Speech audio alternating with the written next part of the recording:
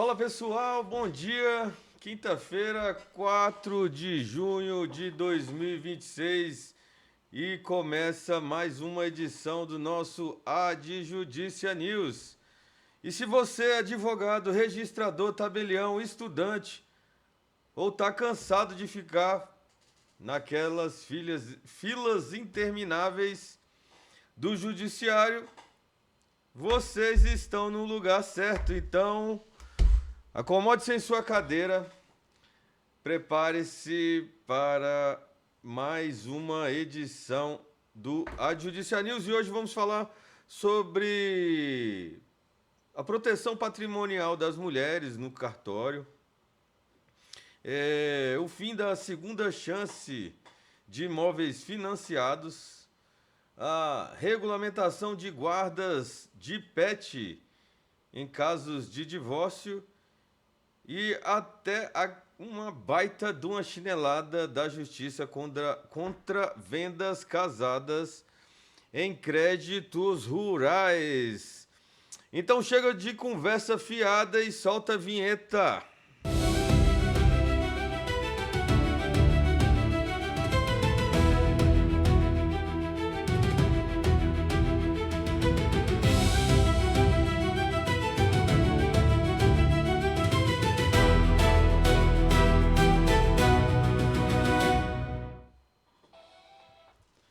Vamos lá, meus amigos, para mais uma edição do Adjudícia News. Esse projeto que iniciamos, essa é a segunda edição. Estamos num processo de projeto piloto, onde vamos ajustando a melhor forma de passar a informação para vocês. E vamos hoje para a nossa primeira notícia. Cartórios como escudo contra violência patrimonial. Como o provimento 222 do CNJ transforma tabelionatos em zona segura para as mulheres. A Corregedoria Nacional instituiu para todos os serviços notariais e de registros do país medidas de prevenção e enfrentamento da violência patrimonial e de outras formas de violência contra a mulher, com diretrizes de atendimento humanizado, sigiloso e protetivo. A norma entra em vigor de imediato e, na prática, tabeliões e registradores passam a ter o dever reforçado de cautela quanto à rigidez da vontade. Deve ser observado os sinais de coação, pressão, vulnerabilidade, em casos sensíveis, conduzir entrevistas reservadas para assegurar que a manifestação seja livre, consciente e informada. Gente, esse caso é um caso extremamente sério, né? E estamos enfrentando nessa. É uma realidade que enfrentamos hoje, infelizmente, que é a violência contra a mulher. E cabe ressaltar que essa violência contra a mulher, ela não é só física ou verbal. Muitas das vezes ela também acontece na questão patrimonial, no bolso, arrochando ali. E muitas das vezes o parceiro, de forma abusiva, força a sua companheira a vender, a vender o carro, vender o imóvel, assinar algum tipo de empréstimo, e ela, com medo, acaba assinando. Então, essa foi uma sacada muito importante do CNJ, fazendo com que os cartórios agora também tenham o dever de agir quando perceber que uma mulher está sendo coagida. Então, o escrevente, quando perceber que a esposa, a mulher, ela está se sentindo mal, Então, o escrevente percebe isso, convida a mulher a uma sala reservada, desacompanhada, só com o escrevente, onde o escrevente vai dialogar com ela e perceber se está existindo uma coação. E se existir, cessa-se imediatamente qualquer tipo de ato produzido pelo cartório. E cabe você, advogado, orientar aos seus clientes que essa prática ela passa a ser uma prática padrão de segurança e que é normal para que gere mais segurança, que isso não deva gerar nenhum tipo de constrangimento, pelo contrário, são formas de coibir o malfeitor. Meus amigos, minhas amigas, passamos agora para a próxima matéria. E nessa próxima matéria falaremos sobre a alienação fiduciária e o fim da segunda chance no STJ. Vamos entender por que atrasar o financiamento imobiliário ficou ainda mais perigoso após o tema 1288 do STJ.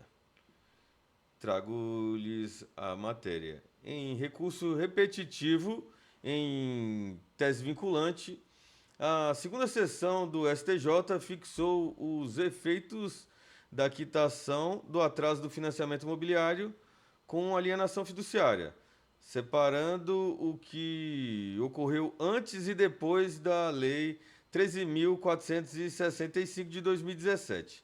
Depois da lei, consolidada a propriedade em nome do credor ao devedor, resta apenas o direito de preferência para readquirir o imóvel, e não mais a simples purgação da mora.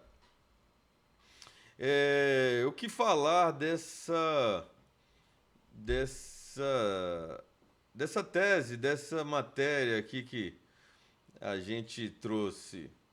Aqui, o cerco apertou para quem atrasa pagamento ou acaba devendo.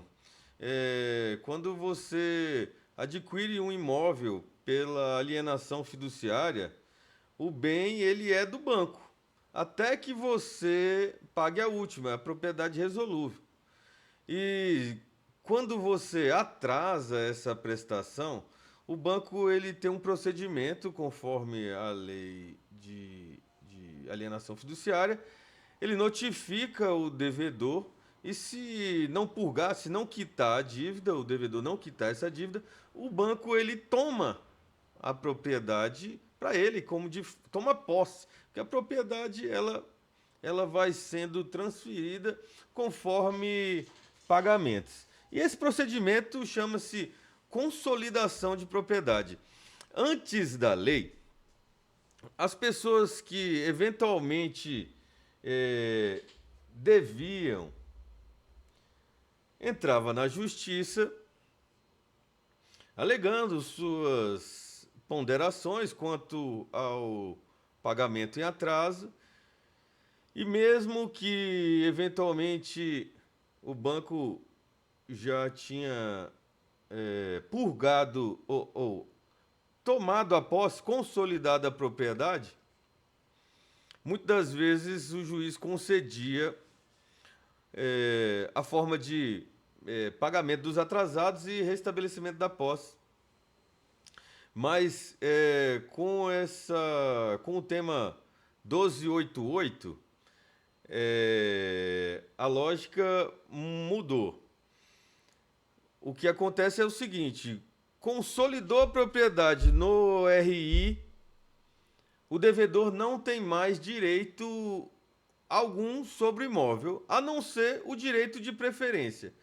E ao participar do leilão, ele deve quitar o valor integral da dívida. E não apenas as parcelas vencidas. No final das contas, se perdeu o prazo no cartório, perdeu o imóvel E isso traz uma segurança maior ao mercado. Então, aqueles que têm imóveis financiados, vamos nos atentar aos prazos para que a gente não sofra nenhum tipo de situação como essa. Acaba sendo um pouco chato, mas acabou acabou a possibilidade de pagar após a consolidação. Vamos lá, vamos lá, vamos lá.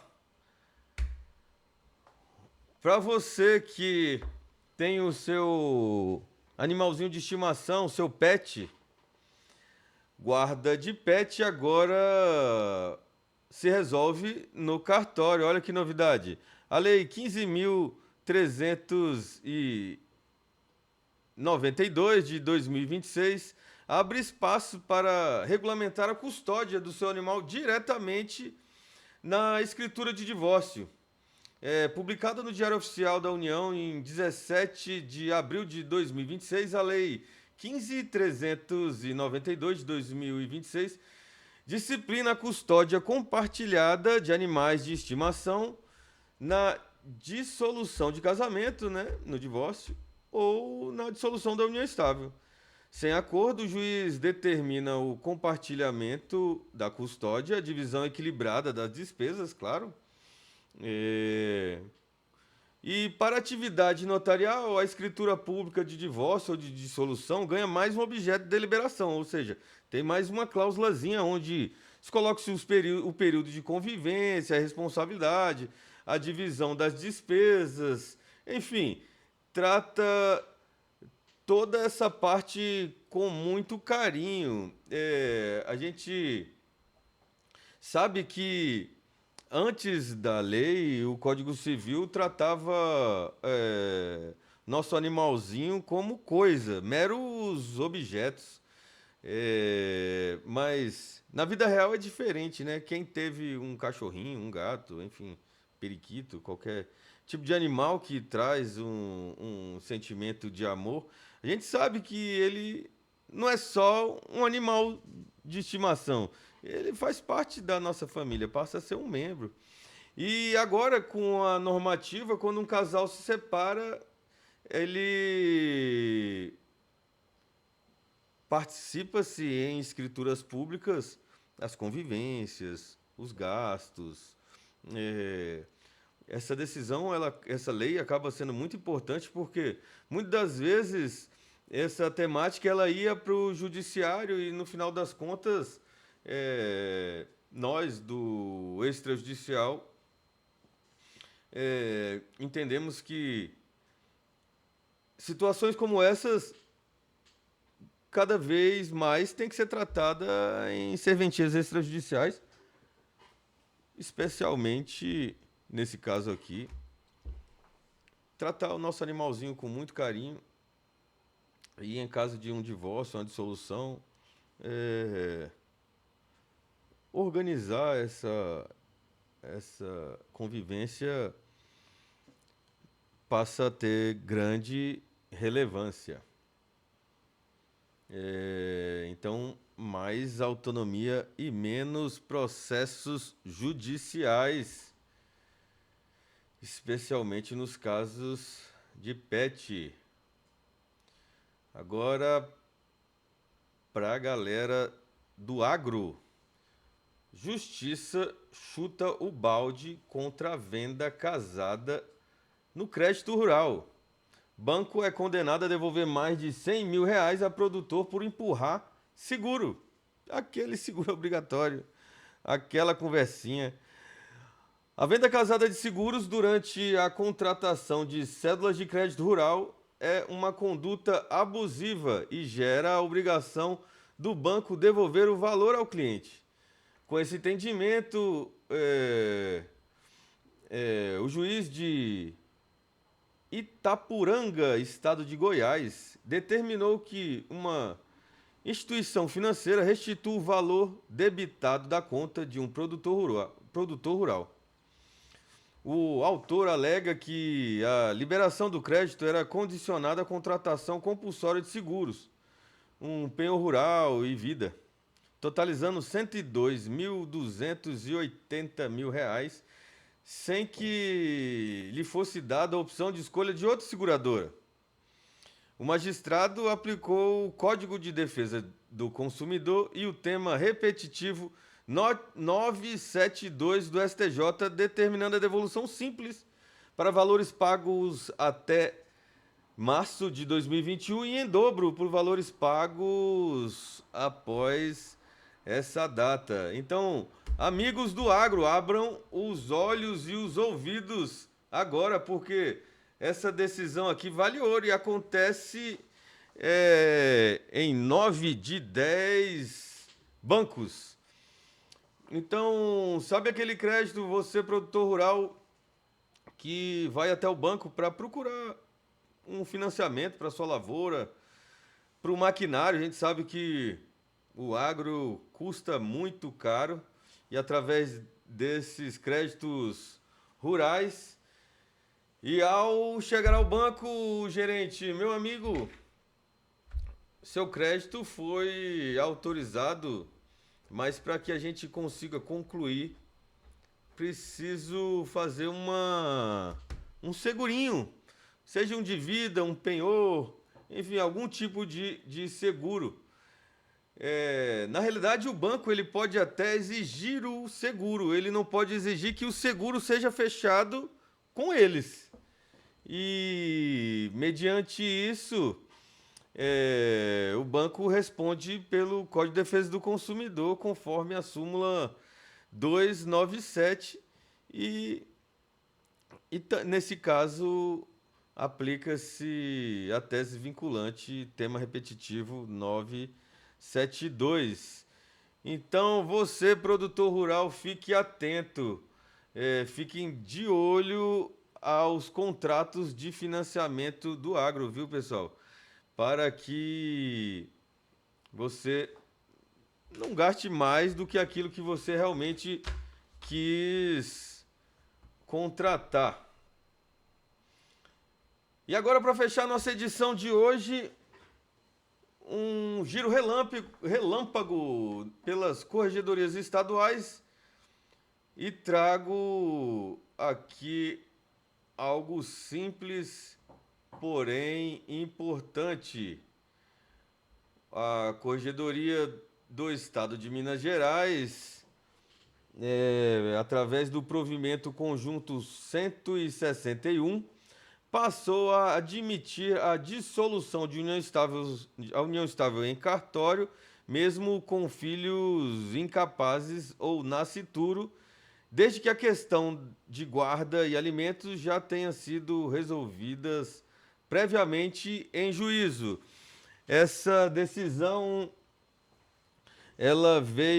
esse provimento conjunto veio atualizar as normativas do Estado de Minas Gerais. Meus amigos, fechamos assim mais uma edição do Adjudicia News, e como gosto de concluir a nossa edição, para que isso torne-se um hábito, vai uma citação de Rui Barbosa: a justiça atrasada não é justiça, senão injustiça qualificada e manifestada. E por isso que a advocacia extrajudicial e os cartórios são o futuro do direito. Meus amigos, um forte abraço, uma excelente quinta-feira, um feriado, e até a próxima edição do Adjudicia News.